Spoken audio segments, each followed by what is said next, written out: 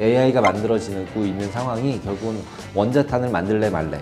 미국이 못 만들고 중국이 만들었다.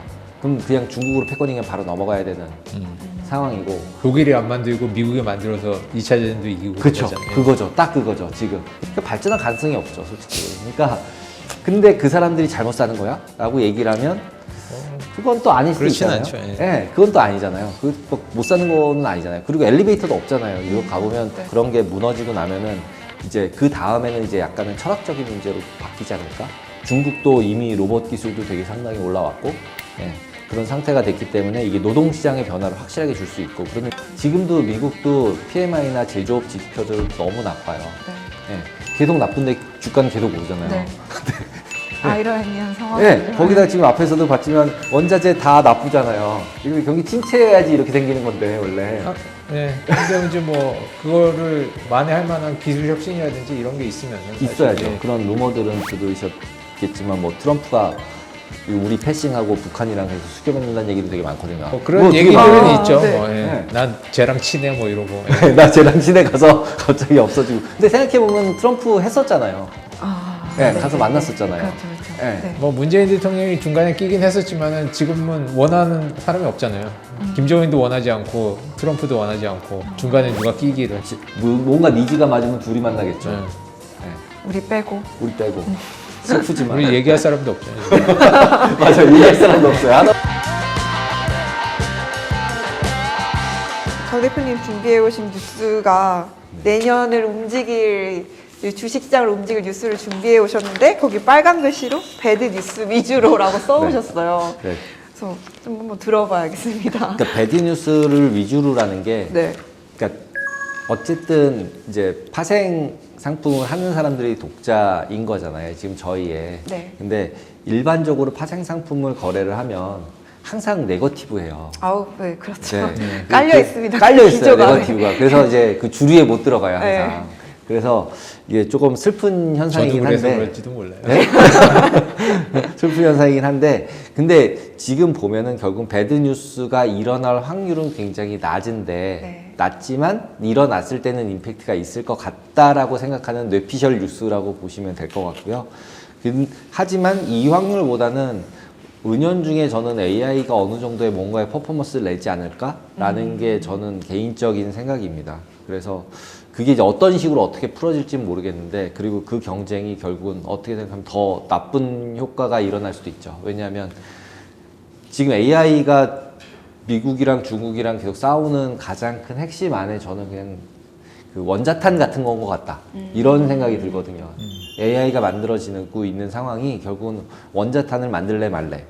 이걸 가지고 이제 영화 보면 막 싸우잖아요. 이거 큰일 난다. 지구가 없어진다. 막 이러다가 이거 안 없어질 것 같아. 그러니까 만들어 보자. 그때 진짜 쏜 거 아니에요. 만들고. 그게 지금 AI의 상황 아닌가? 이 AI를 만들고 났는데 미국이 못 만들고 중국이 만들었다. 그럼 그냥 중국으로 패거닝에 바로 넘어가야 되는 상황이고, 그다음에 예. 독일이 안 만들고 미국이 만들어서 2차 대전도 이기고 그쵸. 그러잖아요. 그거죠. 딱 그거죠. 지금. 그러니까 여기서 중국이 AI로 뭔가를 만들어 버리면은 이거는 한 번에 끝나는 게임이라는 거죠. 어차피 싸울 때 드론이 싸우잖아요, 이제. 네. 예. 드론이 싸우는데 더 센 인공지능이 얘 이기면 그냥 뭐 전쟁할 필요도 없잖아요. 자기네들끼리 시뮬레이션 하고서 끝낼지도 모른다는 생각도 들어요, 요즘은. 예. 어차피 질 거 그냥 꼬리 내리고 쥐자. 예. 이럴 수도 있는 상황이어서 AI에 그래서 이제 굉장히 포커스가 될 것 같고, 근데 그거는 제가 이제 좋게 생각했을 때고, 근데 요즘 나오는 뉴스들을 보면은 AI 관련해서 이제 반독점 이슈 계속 나오고, 그 다음에 반대쪽에서는 기술 규제 얘기를 하잖아요. 이거 AI 계속 이렇게 발전을 시키는 건 문제야. 윤리적으로도 문제고, 그 다음에 안보로도 문제야. 그러니까 어느 정도 선에서 이제 막아야 돼. 이렇게 얘기하는 세력들이 계속 나오고 있잖아요. 근데 이제 이쪽이 이길 거냐, 이쪽이 이길 거냐는 모르겠지만, 인간이 지금 발전해온 방향을 보면은 항상 그냥 발전하는 방향 쪽으로 밀어붙였잖아요. 이렇게 반대하는 사람들이 있지만, 러타이트 때도 그랬고, 뭐 산업혁명 때도 그랬고, 다 비슷하게. 그래서 결국은 이렇게 밀어붙이면서 계속 업다운은 있겠지만, 결국은 AI나 기술주 관련해서는 지속적으로 갈 수 있지 않을까라는 생각은 있습니다. 그 다음에 두 번째는 이제 트럼프 네. 얘기인데, 조금 아까 말씀하신 그 원자재 쪽과 비슷해요. ESG 투자 붕괴. 왜냐하면 트럼프는 일단은 기름 빼자. 네. 그 다음에 기업들이 싸게 전기를 써서 미국의 기업들에게 가장 싼 전기를 공급해서 기업들이 돈을 잘 벌게 해주겠다. 뭐 이런 거잖아요. 기본 컨셉이.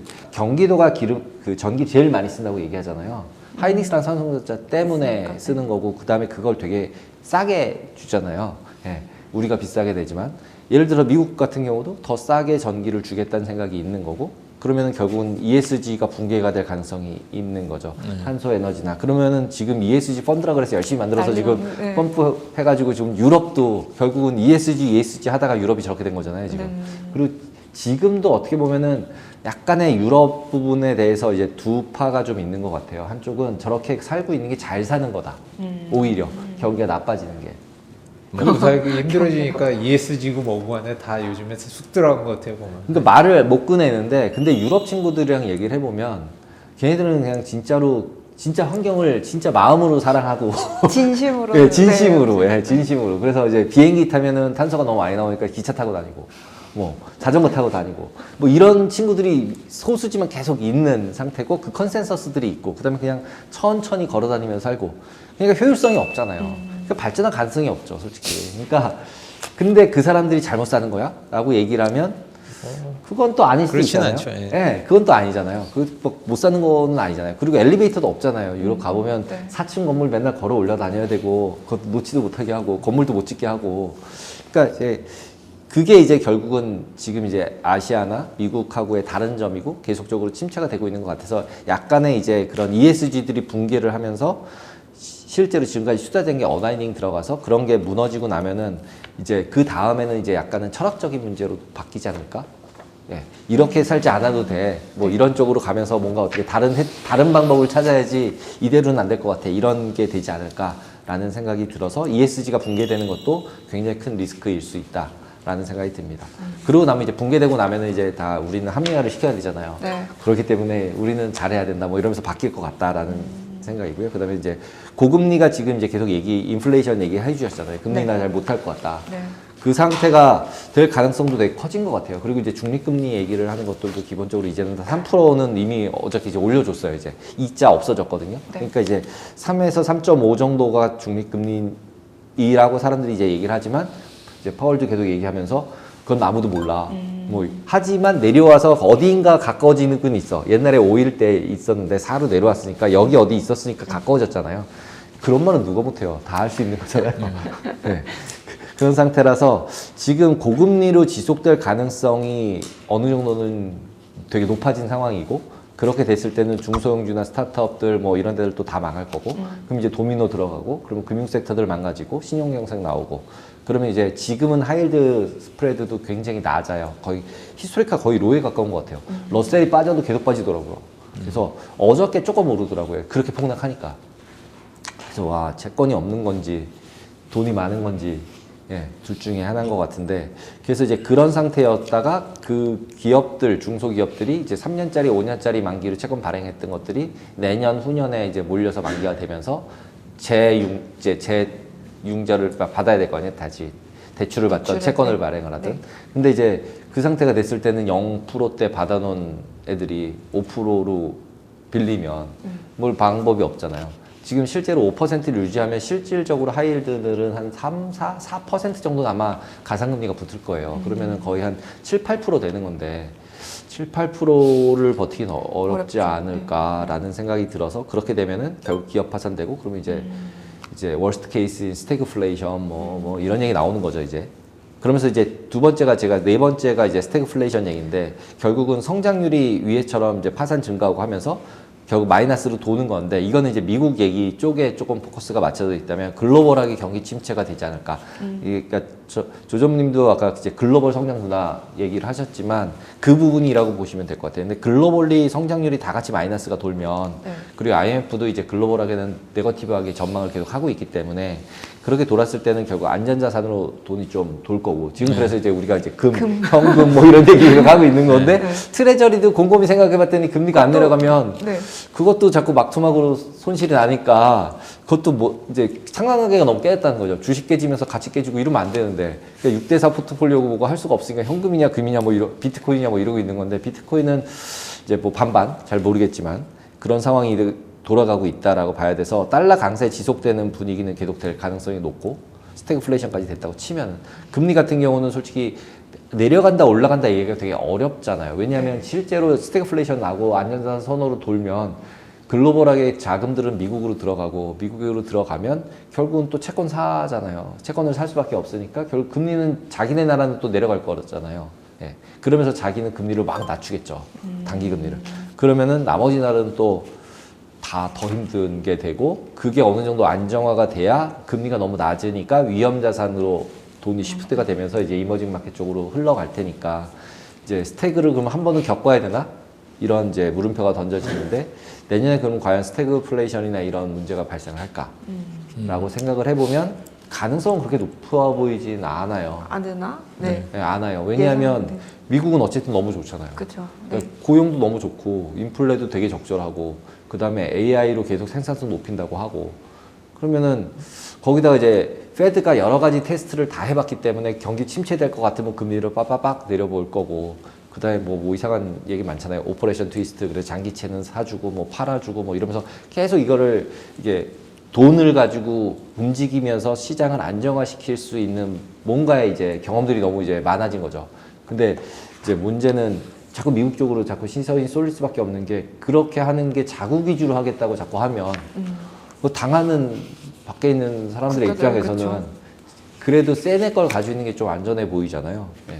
그래서 이제 그런 부분들이 계속 쏠림의 위기들은 계속 있을 수 있을 것 같다. 근데 여기에 또 반대되는 거는 이제 미국이 채무 불이행한다. 지금 이제 블루웨이브 해가지고 트럼프가 다 이겼기 때문에 네. 금세 다 통과될 거라고 하지만 공화당 내에서도 이제 트럼프 반대 세력이 너무 많기 때문에 이게 패스가 안 될 수도 있다고 그러더라고요. 네, 그 딜레이 되면은 이거 맨날 이 얘기 하다가 그걸 다 해결되지 않아요? 그죠. 맨 마지막에는 자기들끼리 다 죽자고는 안 할 거 아니에요. 그러니까. 그죠. 근데 이제 이렇게 됐을 때 실제 다른 나라에서 문제를 일으키면 지금 이 스위스 프랑 같은 경우가 강세가 너무 심한 거예요. 그래서 50bp 금리 인하를 했어요. 예. 그 이유가 그냥 스위스 프랑이 너무 강세가 돼서 약세 만들려고 금리 인하하는.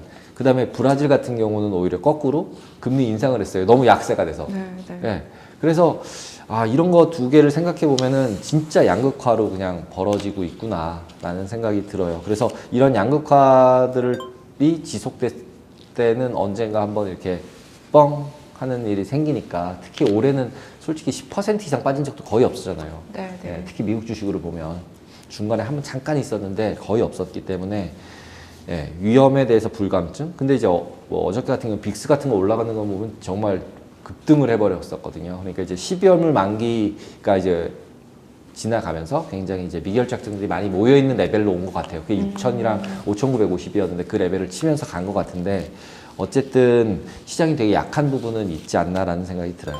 그 다음에 이제 상업용 부동산 얘기는 다 이제 없어졌잖아요. 네. 지금 아무도 안 나오지만 기본적으로는 상업용 부동산이 없어졌다고 생각이 들진 않아요. 그러니까 이 부분에 대해서는 저도 정확히는 모르지만 그냥 제가 그냥 금융원 다녔던 경험으로만 생각을 해보면 옛날에는 건물을 짓 때 은행이 다 대출을 해줬잖아요. 근데 요즘은 펀드가 대출을 해주잖아요. 네. 근데 펀드는 건물을 하나만 가지고 있잖아요. 은행은 네. 여러 개를 가지고 있어서 하나가 부도가 나도 내가 어떻게 뭐 리저브 쌓고 뭐 해가지고 이걸 되게 섞어 놓을 수 있는데 펀드는 그런 게 아니라 그냥 하나의 펀드에 끼케야 건물 몇 개 들어가 있는 게 대부분인데 건물 몇 개가 무너지면 캐시플로가 망가지면 팔아야 되잖아요. 예. 그런 상들들이 이제 여러 개가 도미노로 일어나면 실질적으로는 큰 임팩트가 생기는 상황이 생길 수도 있는 거죠. 근데 지금 같은 경우는 미국 같은 경우는 그렇게 이제 부실이 되잖아요. 부실이 되면은 예를 들어서 건물값을 70%를 만들면 이제 은행들은 50 정도 은행이 넣었을 거고 그 다음에 중간에 매자닌이 있을 거고 밑에 에쿼티들이 있을 텐데 실제 에쿼티는 다 그냥 없어졌다고 치고 그리고 그걸 파나 보더라고요. 그래서 그걸 파는 펀드를 다시 또 만든대요. 그러니까 부동산 70%로 막다운 된 애들만 사는 새로운 펀드. 그러니까 경매까지 가지 않게 하는 거죠, 자기가. 경매까지 가면 50%, 40% 이렇게 내려갈 테니까 그렇게 안 가게 중간에 미리 예를 들면 블랙락이 자기네가 만든 펀드에서 망가지는 게 있으면 또 다른 애들한테 우리가 70%로 된 거 건물 모아가지고 30% 싸게 사가지고 줄게 이러면서 펀드를 다시 모으는 거예요. 만들어주는 만들어서 다 네. 먹은 다음에 여기 있는 거 얘한테 도로 팔아요. 네. 돌려막기. 돌려막기잖아요. 지금 딱 이거 돌려막기죠. 네. 네. 근데 생각해보면 예전에 그 서브프라임 때 처음에 서브프라임이 생기고 나서 주택이 경매가 들어가서 이제 다 이제 막 집답 날리고 텐트족 생기고 막 이랬었잖아요. 저희가 뉴스를 보면. 그렇죠. 근데 그때 미국에서 그 특히 메릴 린치랑 BOA나 이런 데서 무슨 일을 했었냐면 그냥 경매를 안 넘겼어요. 안 넘기고 그 집을 다 은행이 그냥 소유하고 가져갔구나. 네. 그리고 거기 살고 있는 사람한테 소유권만 뺏은 다음에 월세를 내게 바꿨어요. 그러니까 경매가 안 나오잖아요. 네. 그래서 다 회복을 했어요. 그러니까. 그래서 금융기관들이 돈을 너무 많이 벌었어요. 네, 그게 그냥 경매를 던졌으면 다 던져지고 밑에서 벌처로 들어가서 누군가 또 샀을 텐데 그렇지 않고. 그렇지 않고 그냥 은행들이 더 건전해져 버린 거죠. 오히려. 그러면은 지금도 곰곰이 생각해보면 그 경험을 얘네들은 이미 했다는 거죠. 그러니까 그걸 펀드에서 하고 있구나.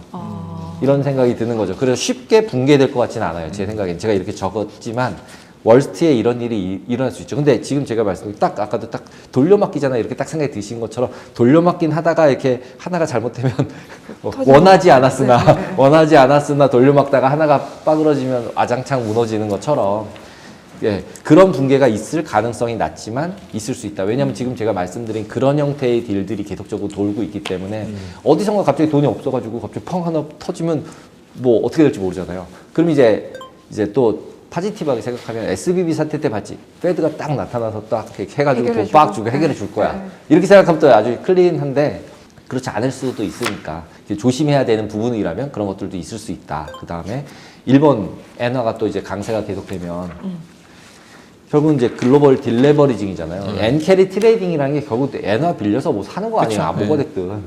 뭐가 됐든 빌려 사는 거 아니에요. 그냥. 그게 제일 싸니까. 제일 싸니까. 예, 0이니까 거의. 예.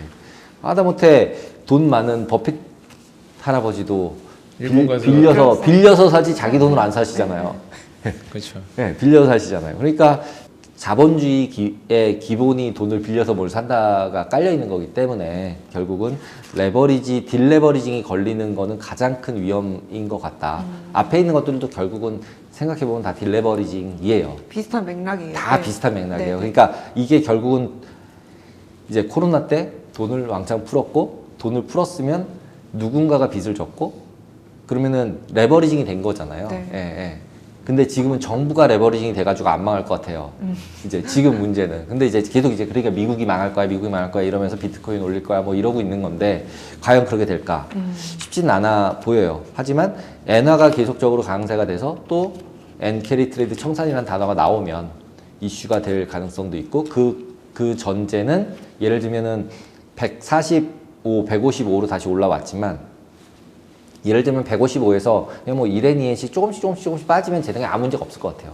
근데 지난번에도 빠질 때 막 2엔, 3엔씩 빠져서 155에 있던 거 130대로 가버렸단 말이에요. 네. 그러니까 마진콜이 자꾸 걸리는 거죠. 천천히 가면 마진 넣고 뭐 이렇게 하면 되잖아요. 근데 이게 천천히 안 가고 빨리 가면 대책이 없다는 거죠. 그래서 그 빨리 가는 걸 막으려고 계속적으로 뭐 개입도 하고 하지만 저번에 보니까 개입을 해도 안 되던데 이걸 이제 한번 경험했으니까 어떤 헤지펀드나 이런 애들이 갑자기 화가 나서 일본을 공격해 보겠다느니 위안화를 공격해 보겠다느니 이럴 수 있는 거죠. 그래서 결국 일본 엔화는 어떻게 보면 아시아에서는 안전자산이거든요. 네. 예, 왜냐하면 아시아 통화 중에는 뭔가 문제가 생겼을 때 강세되는 유일한 애니까. 네, 네. 예, 과거 경험상. 근데 지금 가장 약세가 안 되고 있는 통화는 아이러니하게 위안화예요. 예. 예, 그러니까 연간으로 보시면 위안화가 제일 약세가 안 됐어요. 그래서 달러 인덱스에 위안화는 안 들어있잖아요. 네, 네. 거의. 그러니까 이제 위안화가 약세가 안 된 거니까 위안화가 약세가 돼도 어떻게 보면은 위안화 약세를 되게 사람들이 이제 막 얘기를 하는데 돼도 남들 된 것밖에 안 오는 거예요. 예, 레벨상으로만 보면. 우리의 원화와 엔화가 강력하게 1등을 하고 계시거든요. 네. 약세된 거 1등이 원화 엔화거든요. 근데도 우리 이렇게 살고 있는 거면 되게 그 옛날로 생각하면 IMF도 안 맞고 되게 잘 살고 있는 거잖아요. 예, 그래서 그게 이제 우리나라 개인들이 외화로도 많이 투자하고 하기 때문에 더 안정도가 높아진 거 아닌가라는 생각이 들어요. 그리고 이제 8번째는 이제 디지털 화폐. 근데 저는 뭐 비트코인 이쪽보다는 내년에는 스테이블 코인이 가장 핵심이 되지 않을까라고 생각을 해요. 그 이유는 이제 스테이블 코인을 사면 뒤에 미국 국채를 사야 되니까. 네. 그런 의미에서 봤을 예, 때. 메카님의 미국 국채를 사례가 없어. 중국이 사줘야 되는데 이제 안 산대. 그러면 누가 사야 될 거 아니에요. 네. 그러면은 이건 완전 내피셜인데 근데 이제 여기저기 많이 나와요. 유튜브나 이런 데 찾아보시면. 근데 스테이블 코인이라는 걸 미국에서 USDT, 뭐 USDC 이런 것들에 대해서 너네 미국 트레저리만 사. 이렇게 얘기를 했거든요. 확실하게. 그러면 내가 봐줄게. 그랬더니 봐줘서 계속 사요. 지금 140빌리언이에요. 근데 이자도 없어요, 걔네들은. 그래서 그 회사는 돈을 너무 많이 벌고 있어요. 그런 것처럼 결국 그 대신에 그 사서 잠겼잖아요. 네. 위에 DT나 이런 스테이블 코인이 있으면 미국 국채가 걔가 백이 돼 있으면서 얘는 거래가 되고 있지만 여기 안에 잠겨져 있는 이제 국채는 잠겨져 있는 거죠. 그래서 걔가 돌아다니지 않으니까 가격이 싸지지 않겠죠. 어디 잠겨놔야 애가 안 움직이니까 이제 좀 고평가도 되고 이러는 건데 걔가 막 돌아다니면 이제 투매도 나고 이러니까. 근데 이제 비트코인이 많이 올랐잖아요. 그럼 비트코인을 팔아서 USDT를 사는 사람이 생기겠죠. 그럼 USDT가 많아지면 얘 뒤쪽에 있는 국채가 계속 많아지잖아요. 네. 네. 그러니까 결국은 비트코인이 계속 올라갈 거냐라고 물어보면은 잘 모르겠지만 USD 이런 현상대로 해서 계속 올라가서 가상자산 내에서 캐시플로우들이 계속 발생을 한다. 수출 수입을 한다. 써보시면 아시겠지만 실제로 보내고 받고 이거를 쓰는데 자유롭게만 해준다면 제 생각에는 사람들이 많이 쓸 것 같아요.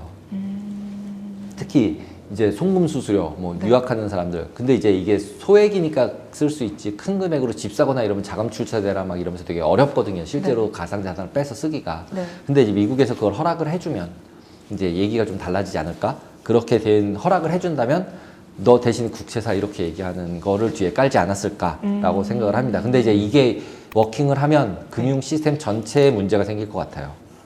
왜냐하면 금융기관이라는 게 결국 세트를 시켜주고 돈 받는 건데 뭐 그냥 자기들끼리 지갑끼리 막 쏘고 받고 하면 현금 받듯이 이제 동네 거래가 되면 기록이 남아 있다고 하지만 관리가 확인이 안 될 테니까. 그러니까 확인을 못하게 할 거야. 그러면 네. 내가 못하게 할 수 있잖아요. 네. 그러니까 이제 그거를 오히려 확인하려고 그래서 자꾸 미국에서 이제 그런 이제 ETF도 만들고 관리도 하고 자기네가 더 많이 가져야 되겠다고 하고 이런 것 같기도 한데 저는 그래서 이 부분도 음모론이긴 하지만 중국이랑 또 연동이 돼 있지 않을까?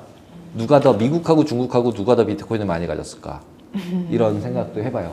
둘 중에 하나일 것 같거든요. 비트코인 많이 가진 게. 왜냐면 이제 중국에서 아까 앞에서 얘기했지 돈 빼서 나갈 때 네. 비트코인으로 많이 나갔는데 그거 다 어디가 있을까요? 바꿨을까요? 다 들고 있겠죠. 들고 있겠죠. 예. 그러니까 이제 그리고 이제 보통 대부분의 정부들이 가지고 있는 비트코인은 다 이제 뺏은 거잖아요.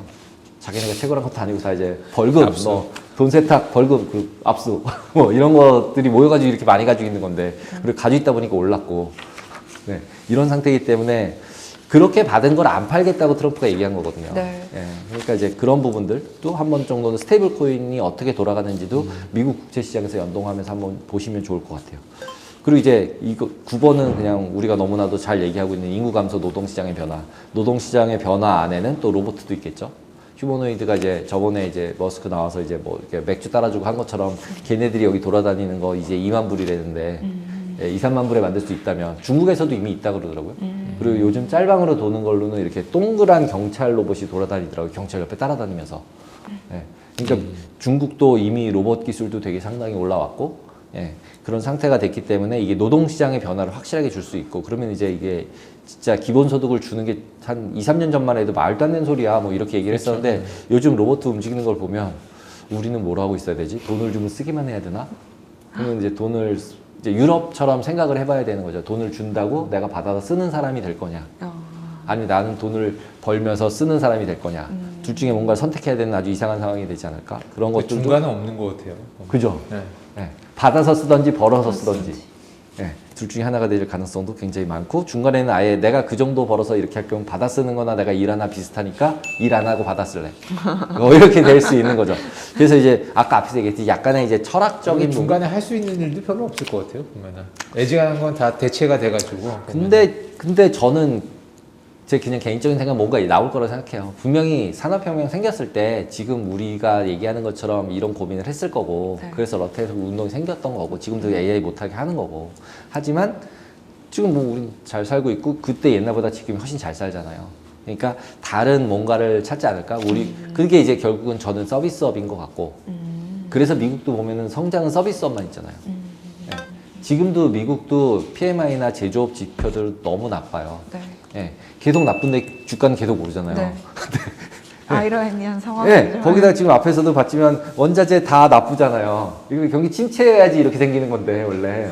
네. 근데 이제 뭐 그거를 만회할 만한 기술 혁신이라든지 이런 게 있으면은 사실 있어야죠. 이제 기존 인더스트리는 좀 힘들더라도 새로운 인더스트리에서 이제 먹고 살 게 생기는 거죠. 그래서 결국은 인건비가 진짜 많이 올라가겠다. 왜냐면 이제 스위스 같은 경우 가서 보면은 되게 인건비가 엄청 높잖아요. 네. 그래서 그 고임금자와 저임금자의 차이가 굉장히 적은. 왜냐하면 뭔가 와서 뭐 갈아줘, 젓는 갈아줘 그러면 막 엄청 돈을 내야 되는. 근데 우리나라도 너무 비싸졌어요. 네, 그래서 맞아요. 우리도 직접 할 수밖에 없어요. 네.